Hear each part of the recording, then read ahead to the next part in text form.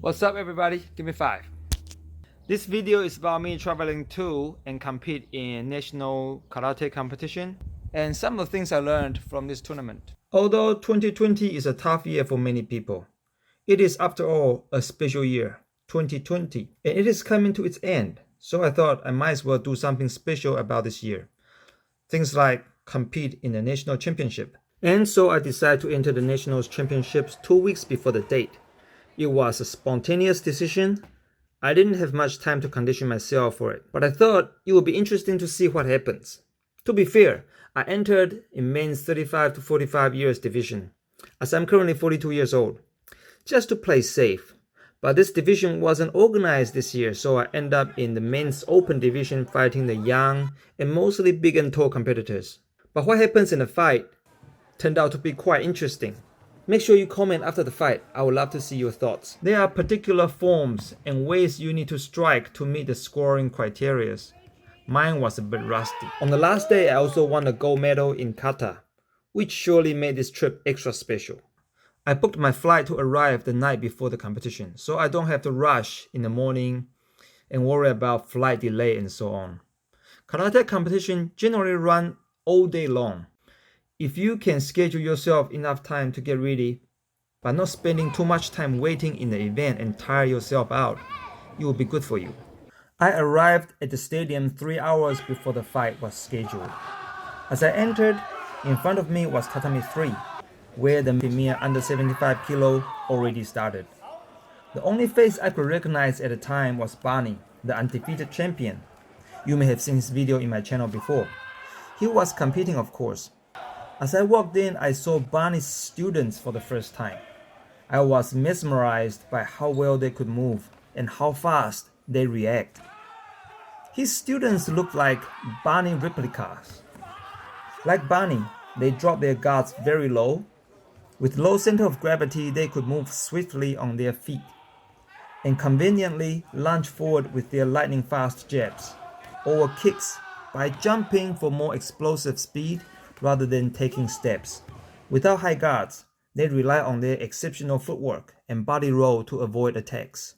Instead of blocking, which takes more time and effort to follow up and counter, they just move and avoid attacks. Dropping guards that low is not a style I personally recommend because I think risking your head is far too much sacrifice if things don't go your way. But because the Waikato boys executed so well, it makes their fighting style fascinating to watch. When my fight was up, I was matched with one of Barney's students with reach and speed advantage. I found him very hard to fight.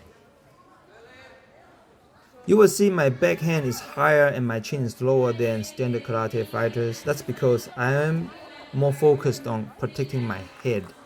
The first time he scored with a smooth step in Chudan Mawashigeri. 2 points. After that kick, I realized he's a lefty, a southpaw fighter, so I was watching out for his next left kick. And I managed to catch the rest of his left body kick after that. I also caught his next kick, but I slipped so I couldn't counter. The next time we engaged in contact, I couldn't tell if my kick reached him first or his jab reached me first. Even I watched it repeatedly. So I slowed down the frame and I can see my kick reached him first and I actually slipped the jab so he did not score. But because he caught my leg afterwards and we got into an almost clenching position, it was a bit hard for the judges and the referee to pick up that the kick did reach. As we continued, I caught his next kick and landed with a Chudan Mawashi on the back. Whether this kick is a 2-point or not, it landed but maybe it wasn't a scoring technique. He placed himself at the corner attempting to draw me in and counter attack after attack. To be honest, knowing the trick, I still feel a little bit pressured, but because I knew what he was doing, it was harder for him to score on me. In this encounter, he threw a Chudan Kizamezuki, a jab to the body. My cross punch did hit his face, but again I didn't get any points for that. Go where the judges and referees can't see, or maybe it wasn't a scoring technique. It's one of those things, it's a bit hard to decide.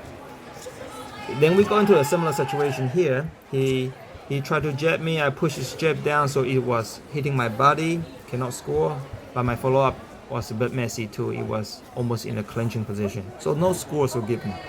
We moved to this corner here, and the camera was blocked. He scored a nice kick to my head, which is a 3-point kick. Unfortunately, I cannot show it to you because the camera was blocked. And after that, he tried a left high kick to my head again, but I waved it and followed up with a punch to his head.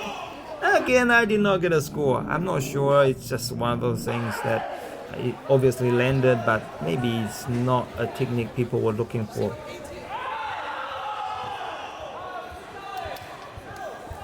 And I was trying to chase him because I was losing in points. My oizukis missed. He attempted to use very confusing multiple high kicks to my face, but my guards were quite high to protect my head, so it was very hard for him to execute. High guards paid off for short people here. I was caught by holding his hand for over 1 second.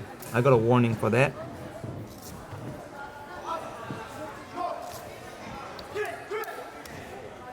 The next encounter, I led with a kick and we both hit each other, but he was a split second faster. When I slowed down the frame, he was definitely faster.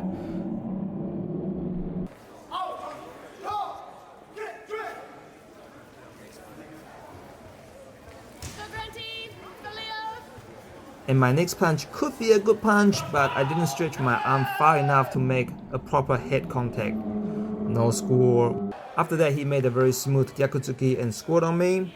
As I followed him, the referee was calling Yame, and I slipped trying to stop in the mid-air and I jammed my finger. It was quite painful, but I didn't want to show it. While I was thinking about my finger, he quickly threw another combination and scored his last point and won the fight. Perhaps he picked it up that I was distracted. This was one of the tougher kumites I've had in a while. After seeing all the Waikato boys, I believe they are all equally challenging to fight. My opponent then went on to fight Barny in the final, only lost by 2 points, 0-2. It was just by one chudan kick to the body. I think Barny may have been taking it easy on his students to give them more real competition time on the mat for training, but that's just my guess. It's another story for another day, or maybe I'll ask Barny next time I see him. Since there were no 35 to 45 age group in men's kumite on Sunday the next day, I competed in kata. There were some beautiful katas performed in various divisions. Like in my division, this guy did Gangaku, a kata performed on one leg with high kicks, which is extremely hard to pull off. In the end of the day, I won the gold in this division with my favorite kata, Sochin. When you plan for a trip for competition and have spare time for sightseeing or catching up with friends, make sure you plan that after the competition.